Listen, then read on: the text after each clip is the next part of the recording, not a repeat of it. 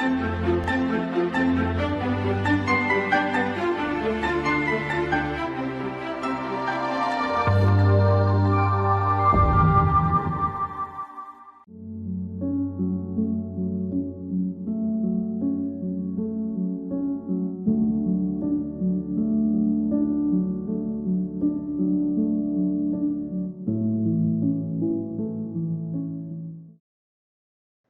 শিক্ষার্থী, আজ আমাদের আলোচনার বিষয় চর্যাপদের ধর্মতত্ত্ব ও সাধনপথ।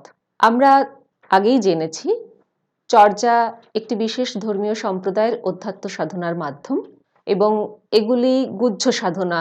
তার জন্য যে সাংকেতিক ভাষায় তারা সাধন পদ্ধতি লিখে গেছেন, সেখানে বৌদ্ধ মতে নির্বাণ লাভের গান হিসেবেই সেগুলি পাওয়া গেছে এবং এই চর্যাগুলি রচনা করেছেন যারা, তারা বিভিন্ন সিদ্ধাচার্য এবং তারা গুরুর ভূমিকায় থেকে নিজেদের যে সাধন তত্ত্ব সেগুলো গানের মাধ্যমে বোঝানোর চেষ্টা করেছেন। আসলে এই সাধনা সমস্ত জাগতিক বন্ধন থেকে মুক্তি, মহাসুখকায় সহজ অবস্থা লাভ এবং পরমার্থ সত্য উপলব্ধির মাধ্যম হিসেবেই পরিগণিত।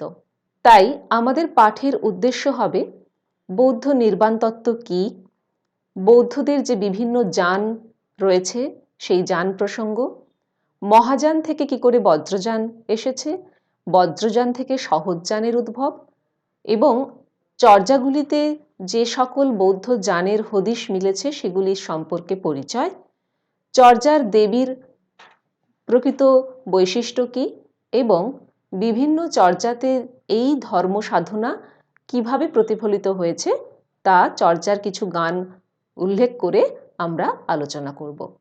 প্রথমেই আসা যাক বৌদ্ধ নির্বাণ তত্ত্ব সম্পর্কে। এই প্রসঙ্গে আমরা যদি পাশাপাশি হিন্দু ধর্মে যে মোক্ষ বা মুক্তি লাভের উপায় ছিল সেই উপায়ের পাশাপাশি বৌদ্ধ ধর্মে যে নির্বাণ লাভ, এদের মধ্যে যদি আমরা তুল্যমূল্য আলোচনা করি তাহলে দেখতে পাবো হিন্দু ধর্ম যখন বিশ্বাস করছে যে পরমাত্মা থেকে জীবাত্মার সৃষ্টি হয় মায়ার যোগে এবং সেই মায়ার যোগেই বিভিন্ন মোহেরও সৃষ্টি হয়, বুদ্ধদেব কিন্তু এই পরমাত্মা থেকে জীবাত্মার যে সৃষ্টি এবং তখনই যে মায়ার যোগে বিভিন্ন মোহের সৃষ্টি তাকে সমর্থন করছেন না। তাহলে দুঃখের উৎস কি? হিন্দু ধর্ম মনে করে এই যে মোহ, সেই মোহই নানা রকম দুঃখের জাল বিস্তার করে জীবাত্মার জীবনে। বুদ্ধদেব বিশ্বাস করতেন যে জীবনে যে দুঃখ রয়েছে তা আসলে নানা ভ্রান্তি, অবিদ্যা, মোহ এগুলো থেকে জন্মায়। অর্থাৎ মোহ যে দুঃখের কারণ, উভয় পন্থাই সেটা বিশ্বাস করছেন। এবার বুদ্ধদেব বলছেন মানুষের কাজই তার ভবিষ্যৎ গঠন করে এবং কর্মের প্রতি এই যে বশ্যতা, সেখান থেকে অবিদ্যার জন্ম হয় এবং সেই অবিদ্যাই জন্ম দেয় বিভিন্ন আধ্যাত্মিক, আধি ভৌতিক, আধি দৈবিক দুঃখ এবং সেগুলো ক্রমশ বৃদ্ধি পেতে থাকে। এবার এই হিন্দু ধর্মে কিভাবে এই দুঃখ থেকে উত্তীর্ণ হওয়া যাবে, মোক্ষ লাভ করা যাবে জীবন থেকে, আর বৌদ্ধ ধর্মে কিভাবে এই মোক্ষ থেকে মোক্ষ পাওয়া যাবে বা মোহ থেকে মুক্তি পাওয়া যাবে, তার যে সাধন পথ সেখানেও দেখব ভিন্নতা পাওয়া যাচ্ছে। হিন্দুরা মনে করছেন যে এই মোহজাল ছিন্ন করতে পারলে পরমাত্মার সঙ্গে জীবাত্মার মিলন ঘটবে, এইটাই হচ্ছে তাদের উদ্দেশ্য এবং সেই মিলনের মাধ্যমেই তারা মোক্ষ লাভ করবেন। বুদ্ধদেব বলছেন মানুষ যদি অবিদ্যার বশীভূত না হয়ে জাগতিক মিথ্যা, কামনা, বাসনা এগুলো ত্যাগ করতে পারে, তখনই সে সেই দুঃখকে রোধ করতে পারবে এবং নির্বাণ লাভে সক্ষম হবে। আসলে বৌদ্ধ ধর্মের মূল কথা হচ্ছে মানব জীবনের বিভিন্ন দুঃখ থেকে কি করে মুক্তি পাওয়া যাবে সেই মুক্তি লাভের পথ নির্দেশ করা। তাই হিন্দু ধর্মে বলা হচ্ছে পরমাত্মার সঙ্গে জীবাত্মার মিলনে মোক্ষ লাভ, আর বৌদ্ধ ধর্মে বলা হচ্ছে মানব জীবনে বিভিন্ন দুঃখ থেকে মুক্তিতে নির্বাণ লাভ, তাই একে নির্বাণ তত্ত্ব বলা হচ্ছে। এবারে বুদ্ধদেব নির্দেশিত যে নির্বাণ লাভ, সেই নির্বাণ কি উপায়ে লাভ হবে তা নিয়ে নানা পদ্ধতি তৈরি হয়েছিল যাদের বলা হয় যান। এদের মধ্যে প্রধান দুই যানের যে খবর পাওয়া যায়, একটি হচ্ছে মহাযান, অপরটি হচ্ছে হীনযান। হীনযানীদের সাধনপন্থা ছিল ধ্যান এবং অন্যান্য নৈতিক আচার আচরণের প্রতি নিষ্ঠা। এখানে সাধক শূন্যতার সাধনা করবেন, তার জন্য তার অস্তিত্বকে বিলুপ্ত করতে হবে। অন্যদিকে মহাযানীরা মনে করতেন নির্বাণ লাভের তুলনায় যে যদি আমি বুদ্ধত্ব লাভ করার সাধনা করতে পারি সেটিই হচ্ছে বড় সাধনা।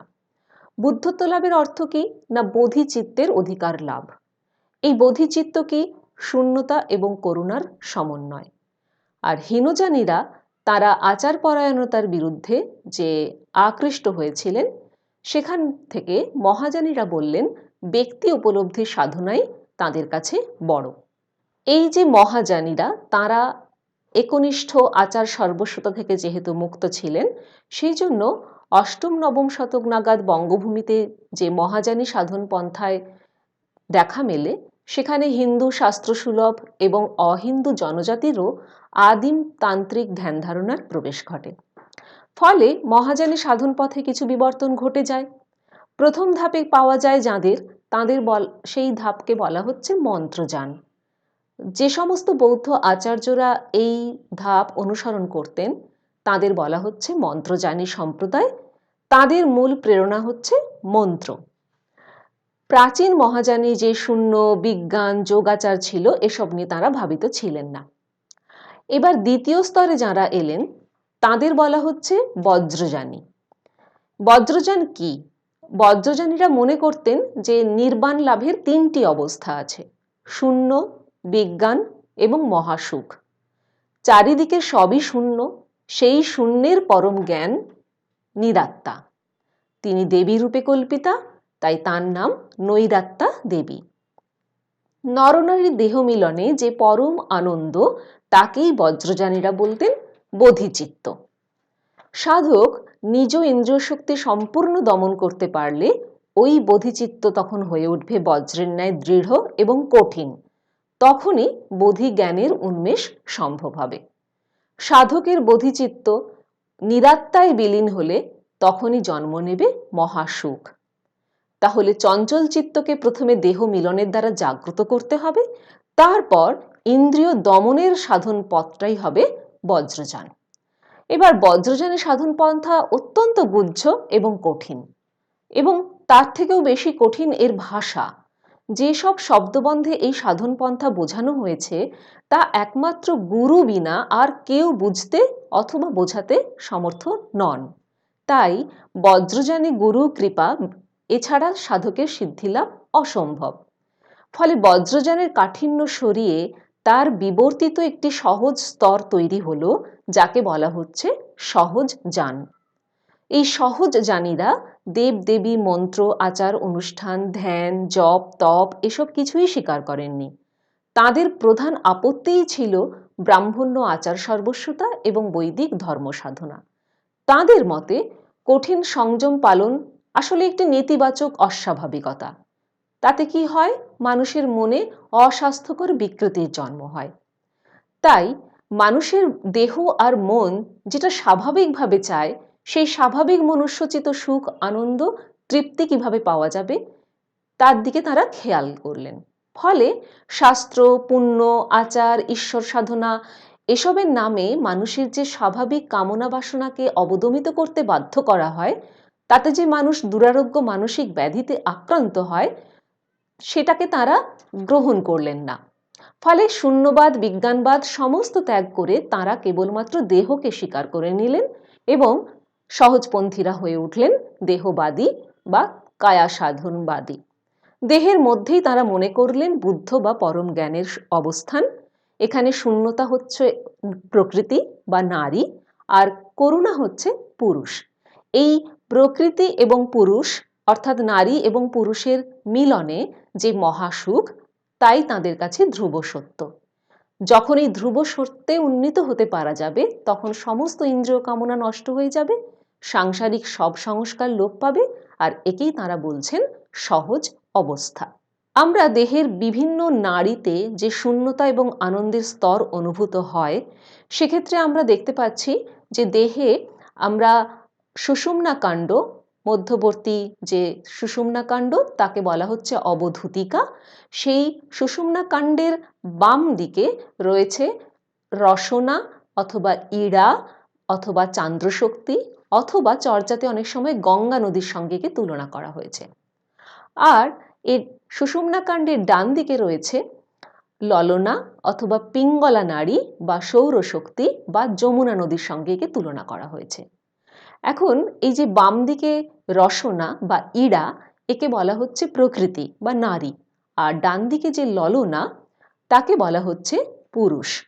এই প্রকৃতি এবং পুরুষ এদের মিলন ঘটবে এই অবধূতিকাতে এবং ক্রমশ তা ওপরের দিকে ধাবিত হয়ে ক্রমশ আনন্দের সর্বোচ্চ স্তরে পৌঁছবে।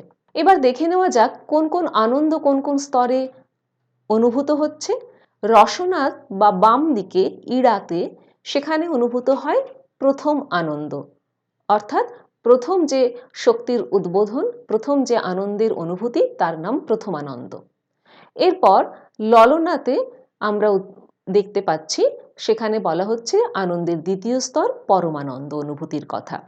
এবার এদের মিলনে ক্রমশ আরও উচ্চে উঠে তৃতীয় স্তর অবধূতিকাতে বিরমানন্দের অনুভূতি, এবং সর্বশেষে একেবারে উচ্চে যেখানে এই তিন নারী তিনের সঙ্গে ত্রিবেণী সঙ্গম হয়েছে সেই সর্বোচ্চ স্তরে সহজানন্দ, যেটি একেবারে অন্তিম স্তর বা চতুর্থ স্তর হিসেবে খ্যাত, সেখানে এসে এই সর্বোচ্চ আনন্দ অনুভূত হচ্ছে এবং এই স্থানকে বলা হচ্ছে সর্বশূন্য স্থান। রসনাতে শুরু হয়েছিল শূন্য, ললনাতে অতি শূন্য, অবধূতিকাতে মহাশূন্য এবং একেবারে তিন বেনির যেখানে সঙ্গম ঘটছে তিন নালীর, সেখানে বলা হচ্ছে সর্বশূন্য বা চতুর্থ স্তর। চর্যাতে যে সমস্ত বৌদ্ধ যানের খবর পাওয়া গিয়েছে, হরপ্রসাদ শাস্ত্রী মহাশয় যদিও বলেছিলেন যে চর্যাপদগুলি বৌদ্ধ সহজপন্থীদের গান, কিন্তু চর্যাগুলি যদি আমরা খেয়াল করি তাহলে সেখানে দেখব যে একটি নির্দিষ্ট কোনো সাধন পন্থা কিন্তু সেখানে নেই, বরং সেখানে বজ্রযান এবং সহজযান উভয় যে সাধন পন্থা উভয়েরই কিন্তু নিদর্শন পাওয়া যায়।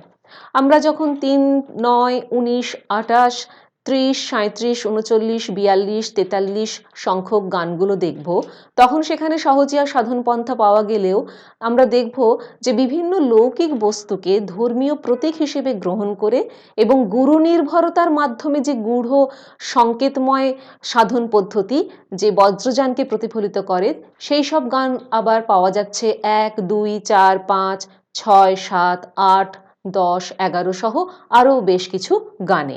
ফলে বলা যায় চর্যা গানগুলিতে একই সঙ্গে সহজযান এবং বজ্রযান উভয় সাধন পন্থারই কিন্তু মিশ্রণ রয়েছে। চর্যাতে যে দেবীর সাধনা করা হচ্ছে, বৌদ্ধ তন্ত্রমতে দেহ মধ্যে যে 4টি চক্র বা পদ্ম অবস্থিত, সেই চক্রগুলি ক্রমশ নিচের স্তর থেকে উপরের দিকে, প্রথমে নির্মাণ চক্র, সেটি সর্বনিম্ন চক্র, তার অবস্থান নাভিদেশ। দ্বিতীয় নির্বাণ চক্র, যার অবস্থান কণ্ঠে। এর ঠিক নিচে রয়েছে হৃদয়ে ধর্মচক্র, আর একেবারে উচ্চে রয়েছে মস্তকের উষ্ণিষ কমলে মহাসুখ চক্র। এই যে প্রথম চক্র নির্মাণ চক্র, সেখানে 64 দলযুক্ত পদ্মে প্রথম শক্তির জাগরণ থেকেই প্রথমানন্দের বোধন, যা আমরা একটু আগেই ছবিতে দেখেছি, এবং এই আনন্দ ক্রমশ ঊর্ধ্বগতি বলে দ্বিতীয় চক্র পরমানন্দে, তৃতীয় চক্রে বিরমানন্দে এবং চতুর্থ চক্র সহজানন্দে পরিণতি লাভ করে। এই যে সহজানন্দদায়িনী শক্তি, তিনিই হলেন বৌদ্ধ সহজিয়া তথা বৌদ্ধ তান্ত্রিকগণের দেবী, যাকে নৈরাত্তা দেবী বলা হয়েছে। আমরা দেখে নেব যে দেহে বিভিন্ন এই যে চক্রের কথা উল্লেখ করা হলো, সেখানে কোন চক্রে কোন শূন্যতা এবং কোন আনন্দ অনুভূত হচ্ছে। দেখতেই পাচ্ছি এই যে অবধূতিকা, সেই অবধূতিকা সর্বনিম্ন স্থানে নাভিদেশে রয়েছে প্রথম চক্র, যেখানে শূন্য এবং প্রথমানন্দের অনুভূতি অনুভূত হচ্ছে।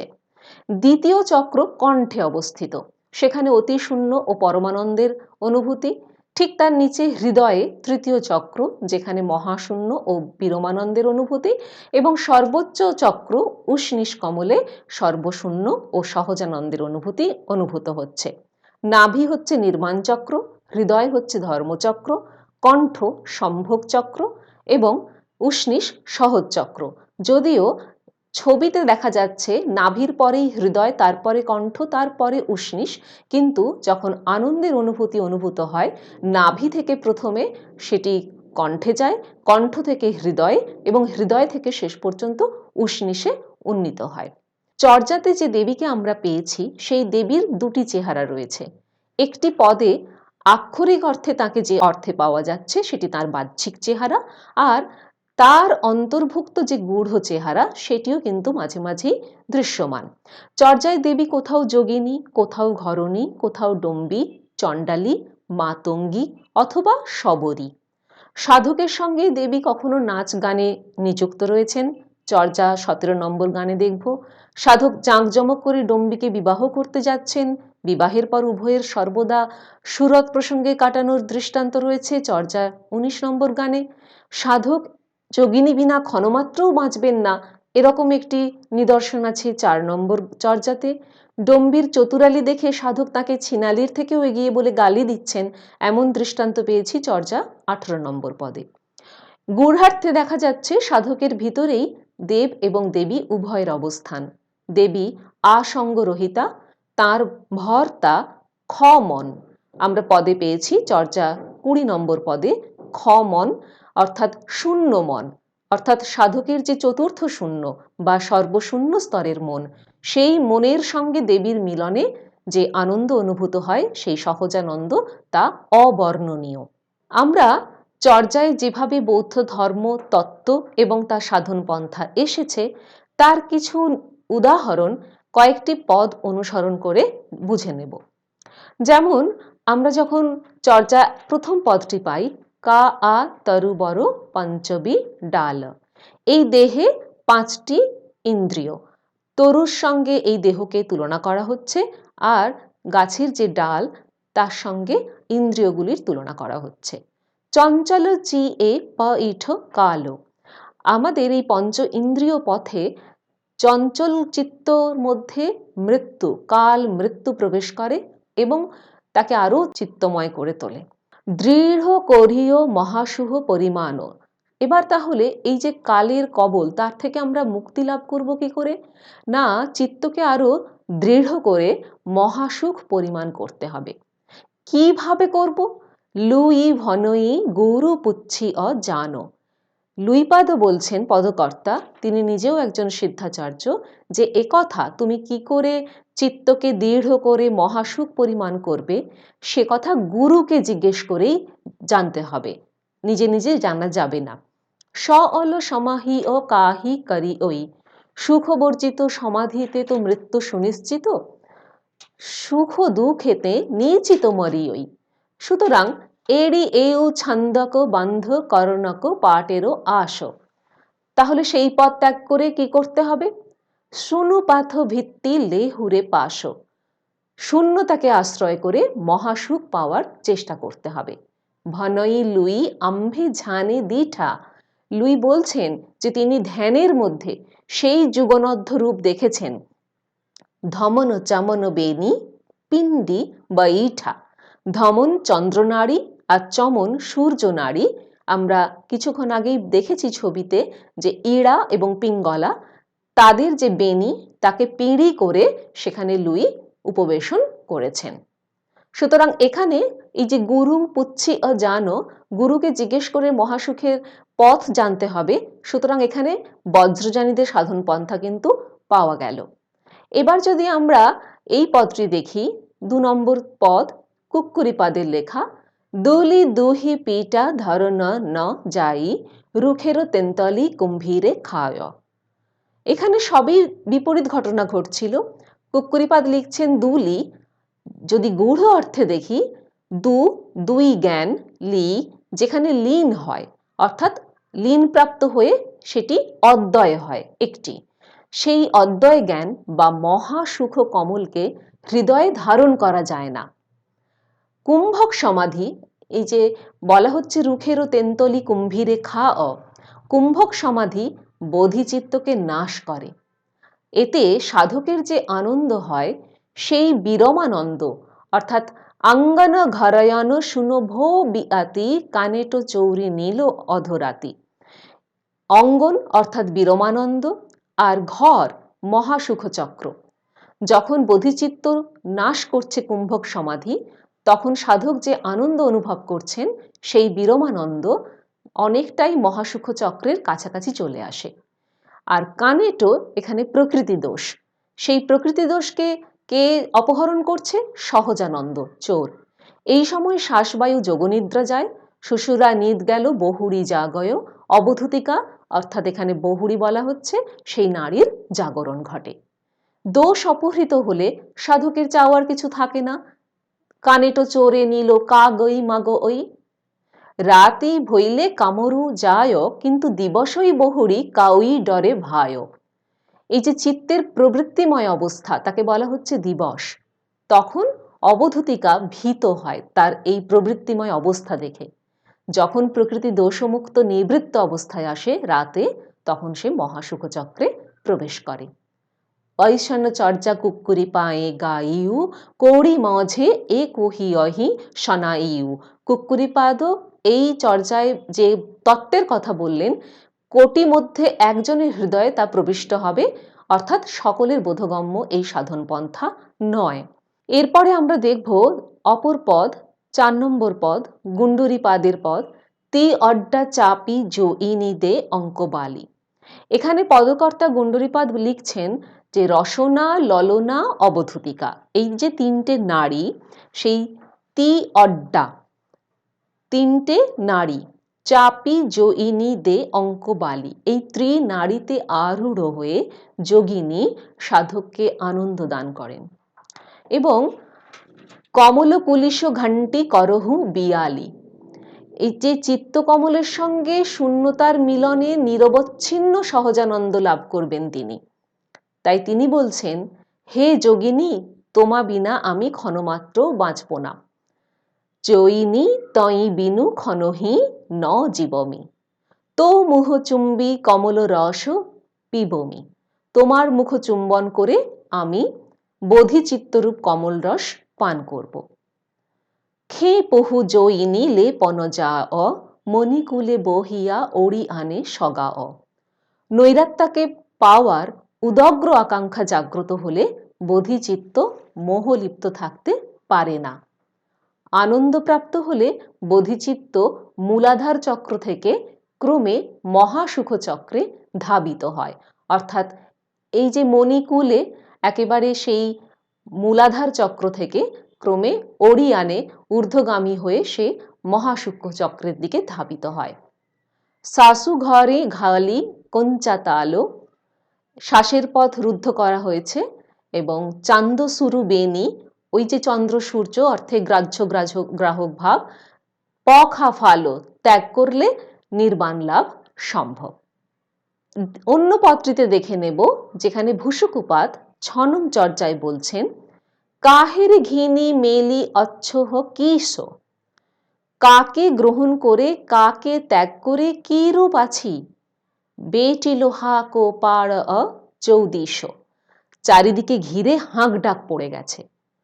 অপনা মাসে হরিণা বৈরী, কারণ চিত্তরূপ হরিণ সে সদাই চঞ্চল। চিত্তরূপ হরিণ নিজ অবিদ্যা দোষ হেতু আপন শত্রু, যে অবিদ্যার কথা বুদ্ধদেব উত্তীর্ণ হওয়ার কথা বলেছিলেন। অপনা মাসে হরিণা বৈরী, হরিণী অর্থাৎ সেই চিত্তরূপ হরিণ নিজ অবিদ্যা দোষ হেতু নিজেরই শত্রু। ক্ষণহ না ছাড় অ ভূসুকু অহেরি, তাই ভূসুকু এখানে ব্যাদ রূপে তাকে ক্ষণমাত্রেও ছাড়েন না। অর্থাৎ গুরু একেবারে সঙ্গী করে নিয়েছে তাকে। তিন ন ছুপই হরিণা পিবই ন পানি, সদ্গুরুর উপদেশ রূপ বাণ দ্বারা গুরু যেহেতু তাকে ভীষণ প্রহার করছেন, তাই এই চিত্ত হরিণ আহার এবং জল কোনোটাই গ্রহণ করছে না। হরিণা হরিণীর নীল ও ন জানি, কিন্তু নৈরাত্যারূপী হরিণীর নিবাস কোথায় চিত্ত হরিণ ইন্দ্রিয় দ্বারা তা খুঁজে পাচ্ছে না।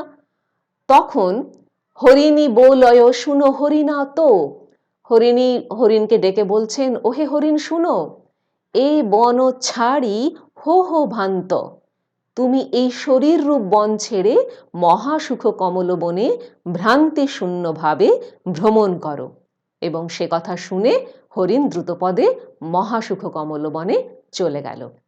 সুতরাং আবার সেই বজ্রযানীদের যে সদ্গুরুর উপদেশ, গুরুর দ্বারা পথ চিনিয়ে দেওয়া এবং আক্ষরিকভাবে সেই যে সর্বশেষ মহাসুখ কমলবনে অর্থাৎ উষ্ণিস কমলে গিয়ে মহাসুখের অনুভূতি আস্বাদন, সে পন্থা এখানেও পাওয়া গেল।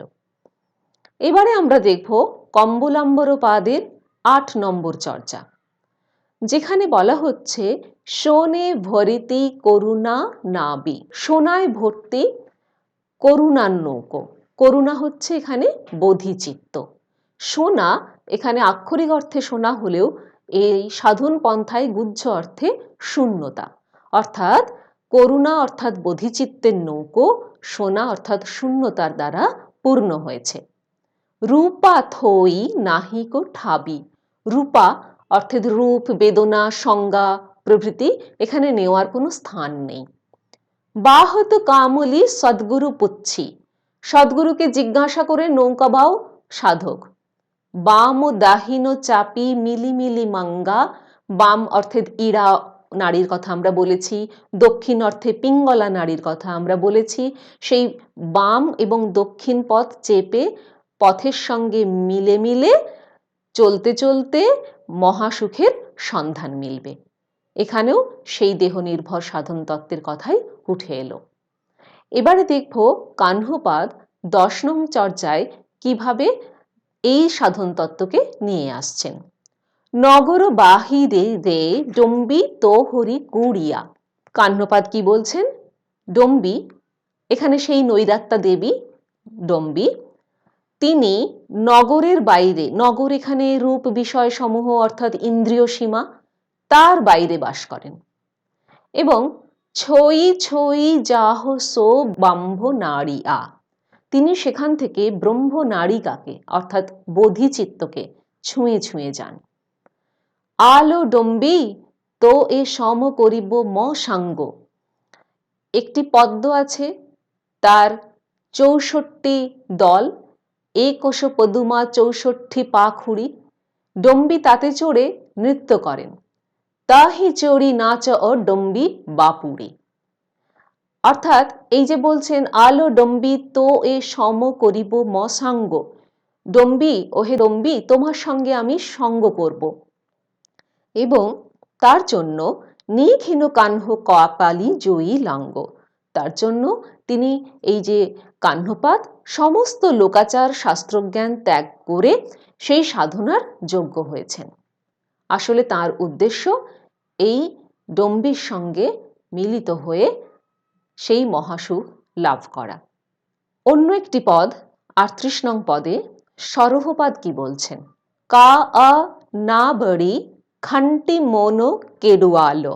সরহপাদ উল্লেখ করছেন কায়ারূপ নৌকা খুঁটিতে মনরূপ বৈঠা যে বদ্ধ হয়ে আছে, আর সদ্গুরুর বাক্য যাকে হাল হিসেবে কল্পনা করা হচ্ছে, এই তিনটেকে রক্ষা করতে হবে।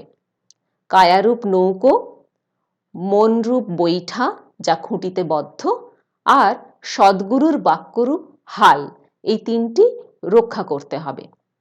কা আ নাবড়ি খান্টি মন কেড়ু আলো সদ্গুরু বনে ধরো পতবালো। চি অথির করি ধর হরে নাই। চিত্তকে স্থির করে এই নৌকোকে ধরে নিয়ে যেতে হবে।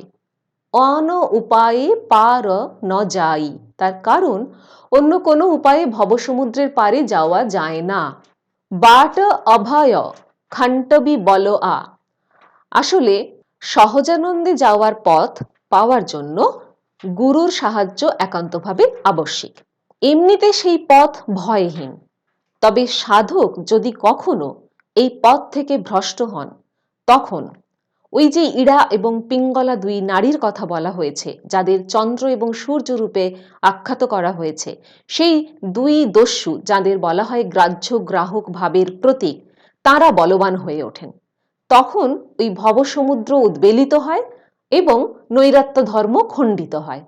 ফলে যতক্ষণ গ্রাহ্য গ্রাহক ভাব থাকবে সাধকের মনে, ততক্ষণ কিন্তু নির্বাণ লাভ সম্ভব নয়। সুতরাং যেখানে সব কুপথের অবলুপ্তি ঘটে সেই অবধূতিকা বা কুল লই খর সন্তে উজাও, সেই কুল অবলম্বন করে সাধক যেন ঊর্ধ্বে গমন করেন, যে পথে ক্রমশ সেই মহাসুখ লাভ করা যাবে। এবারে আমরা যদি দেখি যে বিশেষ বিশেষ কিছু শব্দ কিভাবে এই বৌদ্ধ ধর্ম এবং তার সাধন পন্থা চর্যায় প্রবেশ করিয়েছে। যেমন ঢেনঢনপাদের একটি পদ ৩৩ নম্বর চর্যা, তিনি লিখেছেন টালাত মোরো ঘর নাহি পড় বেশি। টা আক্ষরিক অর্থে টিলার ওপর আমার ঘর, অর্থাৎ পাহাড়ের ওপরে উঁচু জায়গায় আমার ঘর, কিন্তু গূঢ়ার্থে টা অর্থে কায় বাক এবং চিত্ত, দেহ চিত্ত এবং বাক্য, কায় বাক চিত্ত, এদের যে ১৬০ প্রকার প্রকৃতি দোষ যেখানে লয়প্রাপ্ত হয় সেই টালতে অর্থাৎ মহাসুখ চক্রে আমার গৃহ।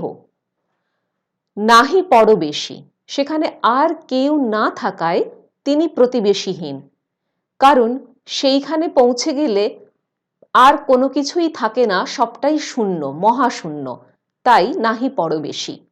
হাড়ি তো ভাত নাহি, হাড়ি অর্থাৎ নিজস্ব কায় দেহ, সেখানে ভাত অর্থে বোধিচিত্ত নেই। নীতি আবেশী, তাই নৈরাত্য রূপে যোগীন্দ্র সেখানে নিত্য অবস্থান করছেন। সুতরাং গূঢ়ার্থে একেবারেই ভিন্ন কথা বলা হলো, যে কায় বাক চিত্তের যে ১৬০ প্রকার প্রকৃতি দোষ যেখানে লয়প্রাপ্ত হচ্ছে সেই টালতে তার ঘর, অর্থাৎ যে সাধক তিনি পৌঁছে গেছেন সেই মহাসূক্ষ্ম চক্রে, তাই সেখানে সবই শূন্য, তিনি প্রতিবেশীহীন এবং তার দেহে আর সেই বোধিচিত্ত নেই, তাই তিনি সেখানে নৈরাত্যের সঙ্গে যোগীন্দ্রের সঙ্গে সেখানে নিত্য অবস্থান করছেন। আরেকটি পদে দেখব যেখানে শবরপাদ ২৮ নম্বর চর্যায় বলছেন তি অধাউ খাট পারিলা শবর মহাসুহে সেজি ছাইলি। তি অধাউ, তিনটি ধাতু, ত্রিধাতু, এই যে ত্রিধাতু নির্মিত খাটের প্রসঙ্গ এসেছে যেখানে পুরুষ এবং প্রকৃতির মিলন ঘটছে, এই ত্রিধাতুও সম্পর্কে কিন্তু কায়বাক চিত্তের প্রসঙ্গই আনা হয়েছে, যাদের একীভূত করে অর্থাৎ সংযত করে এই পুরুষ এবং প্রকৃতির মিলনের প্রথম প্রস্তুতি নেওয়া হয়েছে। ফলে এই প্রস্তুতির পরবর্তী চিত্র সাধক চিত্ত এবং দেবী নৈরামণি নৈরাত্তা ক্রমশ কামে তারা রাত কাটালেন। শবর ভুজঙ্গ নৈরামণি দারি পেংভ রাতি পোহাইলি। সুতরাং এই কখনো ত্রিধাতু নির্মিত খাটের প্রসঙ্গ, অথবা কখনো টিলায় টা অর্থে কায় বাক চিত্তের প্রকৃতি দোষের লয়প্রাপ্ত হওয়ার প্রসঙ্গ, হাড়ির প্রসঙ্গ, পরবেশীর প্রসঙ্গ, এগুলি কিন্তু এই গূঢ় অর্থে তাদের সাধন পথের কথাই উল্লেখ করে। আমরা এই যে আলোচনা করলাম, এই আলোচনা থেকে আমরা বুঝে নেব যে আমরা যদি চর্যাপদে পদকর্তারা কোন ধরনের ধর্ম তত্ত্বের কথা বলেছেন, কি ধরনের ধর্ম তারা চর্চা করতেন জীবনে, তার বহিঃপ্রকাশ এই চর্যার গানগুলি, তাহলে তার স্বরূপ আলোচনা করতে বললে আমরা অবশ্যই কিভাবে আমরা মহাযান থেকে বজ্রযানে পৌঁছেছি, বজ্রযান থেকে সহজযানে পৌঁছেছি, এবং একই সঙ্গে কিছু পদে বজ্রযানের প্রসঙ্গ এবং কিছু পদে সহজযানের প্রসঙ্গ কিভাবে এসেছে, তার পাশাপাশি বৌদ্ধ দেবী নৈরাত্যার প্রসঙ্গ কিভাবে এসেছে এবং কিভাবে দেহস্থ বিভিন্ন চক্র মাধ্যমে সেই দেবীর সঙ্গে মিলিত হয়ে একেবারে মহাসুখ লাভ করা যায়, সেই যে সাধন পদ্ধতি তা আমরা বিভিন্ন পদ উল্লেখ করে আলোচনা করতে পারি। এছাড়া বুদ্ধদেব যে নির্বাণ তত্ত্বের কথা বলেছেন, অর্থাৎ জাগতিক যে অবিদ্যা, সেখান থেকে উদ্ভূত বিভিন্ন দুঃখ, সেই দুঃখ উত্তীর্ণ হয়ে কি করে নির্বাণ লাভ করা যাবে, সেই উপায় হিসেবে যে বিভিন্ন যান তৈরি হয়েছিল, মহাযান, বজ্রযান, সহজযান, মাঝে মন্ত্রযান, সেই ছোট ছোট যানগুলি কোন যান কিসে বিশ্বাস করতেন, কেমনভাবে তাদের পথগুলো আলাদা হয়ে গিয়েছিল সেই সম্পর্কেও আমরা আলোচনা করেছি, সেটিও তা পরিচয় দিতে বলতে পারা যায়। এর পাশাপাশি চর্যাগুলিতে একই সঙ্গে যে সহজ্জিয়া কায়া সাধনা এবং বজ্রযানী গুরুবাদ প্রবেশ করেছে সেইগুলোর আলোচনাও আমরা বিভিন্ন পদ অনুসারে যেভাবে করেছি সেভাবে আলোচনা করা যায়। দেবী, চর্যার যে দেবী নৈরাত্যা, তিনি কতভাবে চর্যাতে প্রকাশিত হয়েছেন, অর্থাৎ বিভিন্ন সময় বিভিন্ন নামে, ডম্বী, যোগিনী, শবরী, মাতঙ্গী, এই বিভিন্ন নামে যে তিনি প্রকাশিত হয়েছেন এবং সাধকেরা বাহ্যিক অর্থে তাঁর সঙ্গে কিভাবে মিলন প্রসঙ্গ আনছেন, কিভাবে তাকে না ছেড়ে থাকতে পারবেন না এই প্রসঙ্গ আনছেন, তার পাশাপাশি আসলে তাঁর সঙ্গে মিলিত হয়ে কিভাবে দেহস্থ বিভিন্ন চক্র অতিক্রম করে বিভিন্ন আনন্দের স্তর পেরিয়ে একেবারে মহাসুখ চক্রে মহানন্দের মধ্যে পৌঁছতে পারবেন, সেই পথ কিভাবে আমরা ব্যাখ্যা করেছি, সেই নৈরাত্যা প্রসঙ্গও কিন্তু আমরা বিভিন্ন পদ অবলম্বনে আলোচনার কথা বলতে পারি। এছাড়া এই যে দেহ সাধনা, আমরা যে দেহস্থ 3 নারীর কথা বলেছি, ইড়া, পিঙ্গলা এবং অবধূতিকা বা সুষুম্না, সেই 3 নারীর মাধ্যমে কিভাবে আমরা বিভিন্ন চক্রের মধ্য দিয়ে একে একে প্রথমানন্দ, পরমানন্দ, বিরমানন্দ এবং সহজানন্দে উন্নীত হই, সেটাও যদি আমরা চর্যা অনুসরণে ব্যাখ্যা করার কথা বলি তাও আমরা এখানে আলোচনা করেছি।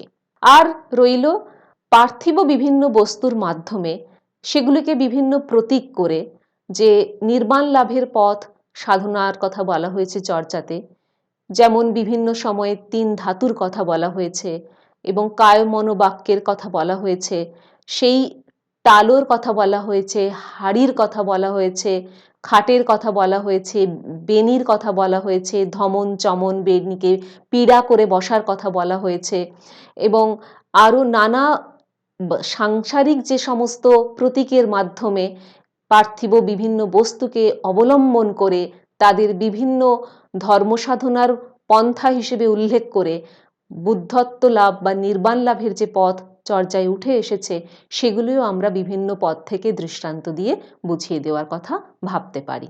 সুতরাং এই যে আলোচনা, এই আলোচনার জন্য আমরা কিছু সহায়ক গ্রন্থাবলীরও সাহায্য পেতে পারি। এইভাবে আজকে আমাদের এই আলোচনা থেকে যে মূল বিষয় উঠে এলো তা হলো আসলে বৌদ্ধ ধর্ম, আমরা আগেই পড়েছি, কিছু সামাজিক চিত্র সেখানে উঠে এসেছে, কিছু বাহ্যিক ছবি সেখানে উঠে এসেছে যা দৈনন্দিন জীবনযাপনের ছবি, বিভিন্ন জনজাতির ছবি, কিন্তু তার পাশাপাশি তাদের দারিদ্র্য, দুঃখ, অন্যায়, অবিচার, তাদের অবদমনের পাশাপাশি আসলে দেহভিত্তিক সহজ মাধ্যমে যে সাধন পথ, যার মাধ্যমে একজন সাধক বৌদ্ধ ধর্মের একটি বিশেষ যান অবলম্বন করে যে মহা সুখ অনুভব করতে পারেন, সেই সুখ অনুভব করার যে বিভিন্ন পন্থা, তা দেহস্থ বিভিন্ন চক্র, বিভিন্ন স্তর পেরিয়ে কিভাবে সেই দেবী নৈরাত্যার সঙ্গলাভ করে মহাসুখ চক্রে পৌঁছানো যায় সেই কথাও কিন্তু তাঁরা এই আড়ালে আড়ালে বলে গেছেন।